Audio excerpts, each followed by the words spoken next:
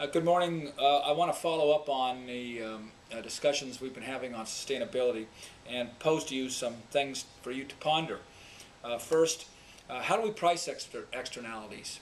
That comes up all the time about this difference between the private cost and the social cost, and how do we determine, how do we put a cost on those externalities, or how do we charge somebody for causing those externalities, or how do we pay somebody for providing a positive externality?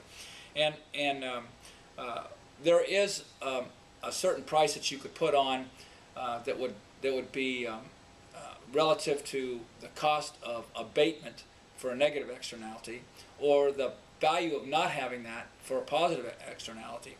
And so again, I want you to, if you're interested in that area, and if you're not, I'd still like you to ponder it, but think about how you might charge for a negative externality, or how you might reimburse somebody for providing a positive externality. That's a very important point of the sustainability discussion.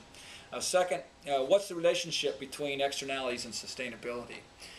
That's an interesting line of thought that a lot of times, if you're not controlling those externalities, if the market's only controlling the goods that are produced and marketed within that price structure, and the externalities are external to that process, then you have no way of controlling those externalities.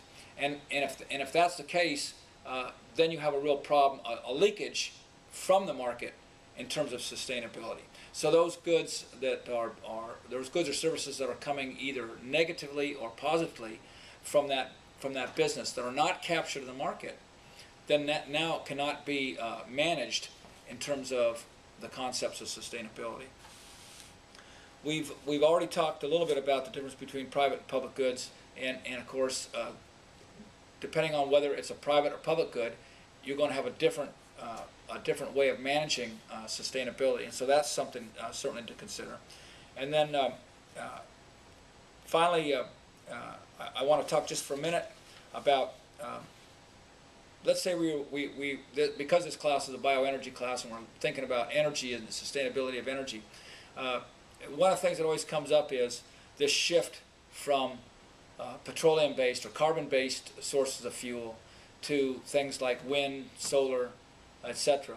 But I always find that interesting that people forget often that, and we'll get to this when we do the life cycle analysis, that while those things, the flow of energy from those may be sustainable, the construction of the device to capture the energy comes from a stock resource. You still have to have the metals and oil in order to produce those things. And so that's a really interesting component of our discussion, since we talked about that idea of a stock resource.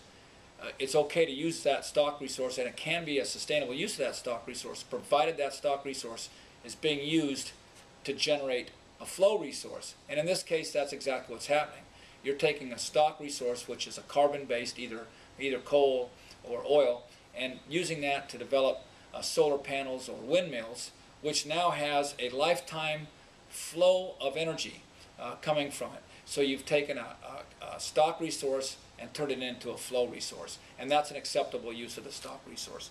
Anyway, those are one other thing. There's always a discussion about demand and supply, and one of the discussions is about the fact that demand drives supply, that what we want is what we get in the marketplace. And while that's of course true in a lot of goods and services, it's also the reverse, because the firms spend a lot of money advertising and a lot of money telling you what you do need.